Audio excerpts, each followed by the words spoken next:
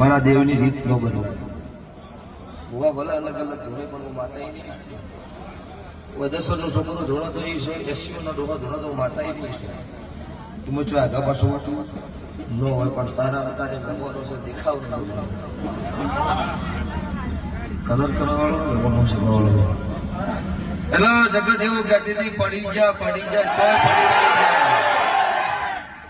અમે તો આ ઉભા અમે તો પીવા વાળા પડી ગયા, અમે તો ઝાકીટ પછી